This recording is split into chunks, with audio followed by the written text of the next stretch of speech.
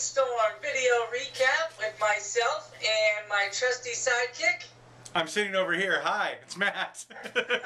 See, this is tough because I need like a mirror behind me so I can see your reaction. Because if I'm just looking at this, I can't see you goofing off. You couldn't see me anyway, don't worry. Sure I could. You had a fat head. Let's get started. What's the first game?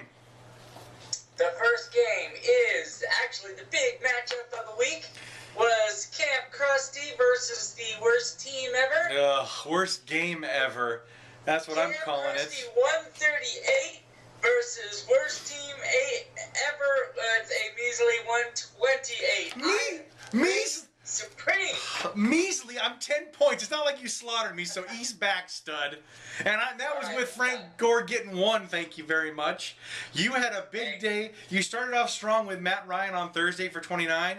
You had Rashad Jennings. Boy, he's been the pickup so far for 25. You had Brandon Cooks for 15. Why did I ever tell you about that guy? You had Julian Edelman, the jumping Jew, for 18. And then you had the big finish, the hammer that took me down, Le'Veon Bell for 19 on Sunday night. So nicely done. I had a little bit of a rough patch there with old man Frank Gore for 1, Randall Cobb for 5, Darren Sproles for 7. So that was a precipitous drop, and Aaron Rodgers only got me 12. I had a great day from Fred Jackson. He helped the most, well, second most, with 24, and a great day from Antonio Brown, but just not enough to overcome the might of Kevin. And you know what's really killing me? And I don't know if I would have ever done this, but it's killing me that I didn't even try to get DMC in my lineup just to show Jason that he played well, especially when he had 14 that day, which could have made the difference if it was Gore, but coulda, shoulda, woulda. That's what I say. What did Roddy White get? 0. It's not my fault you can't read anything before the game starts, and you were at an Applebee's like all the rest of the white bread Idahoans not looking at your roster. And I still won with 0?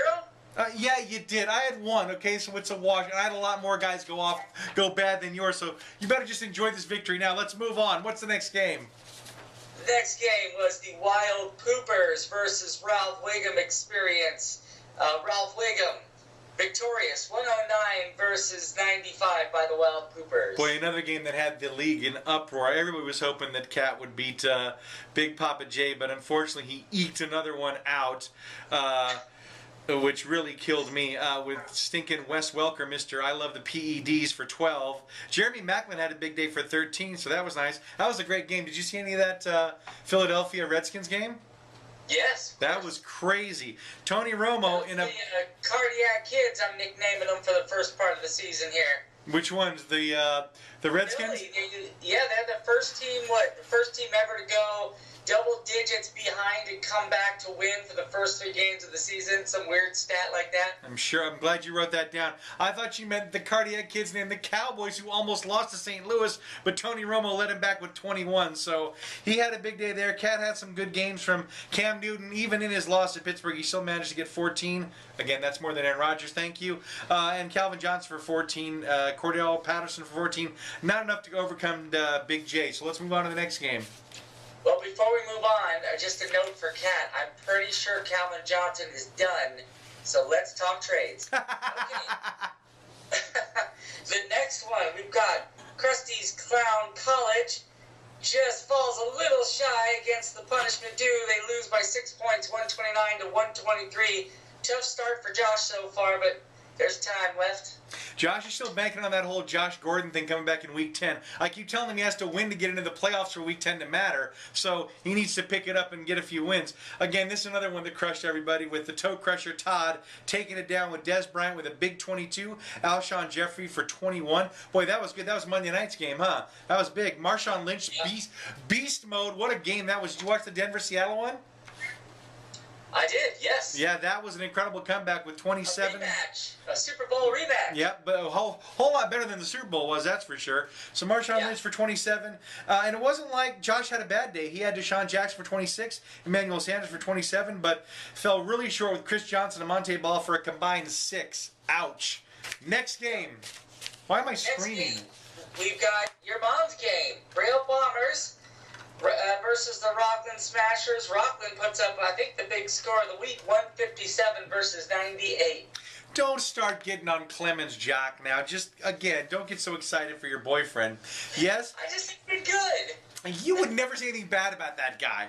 Clemens, you did a great job, buddy. Nick Foles for 34. So much for, I think it was Jason who said Nick Foles has been. He's going to be nothing this year. I guess that one was proved to be wrong. Michael Crabtree for 24. I'm sure he's happy to see his hometown boy get a bunch of points, even though they lost that game, which was kind of funny. And my mom, boy, she tried her best with old Andrew Luck for 41, but she's been bitten by the injury bug big time. She got to rely on sacks of crap like Sean Green. And Demaryius Thomas seriously underperforming with only 9 points. So, the Panthers didn't help her. The Panthers got her -6 against my Pittsburgh Steelers. So, again, a great defense, just had a bad day. What's the next game there, Chief? Well, what I was going to say is your mom's probably not alone. So far this year, man, there have been so many injuries, and I don't know if it's because we follow it more closely now that we're in fantasy. It just seems like... No. And every week they're going down like flies. No, it's crazy. The number of top ones that have gone down is definitely an anomaly this year. Yeah, no, it sure does. What's next up? All right, the second what? to last match. What? Got the Mouseketeers 125 over the Pink Ladies, who are starting off rough, but like I said, same to Josh, there's time to turn around. Absolutely. Yeah, the Pink Ladies got caught in a bind. And just a message for anybody else who happens to watch this, if you need to add a person before the Sunday start, you have to do it at least the day before. You can't do it same day. She tried to add somebody same day for Arian Foster because unlike Kevin, she actually watches to see who's out for her players. So she was trying to make a backfill, but she didn't get him in time.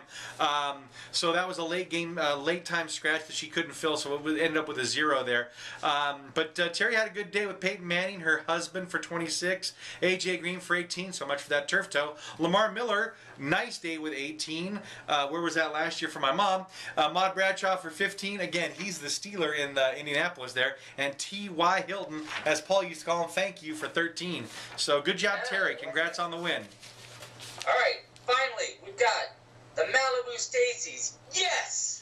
Who wins this week triumphant versus Team Duh 138 to 124. That was a close one. I was going to say, I bet she was biting her nails, that Miss Triumphant. I mean, it was kind of back and forth, and he was leading for most of the day.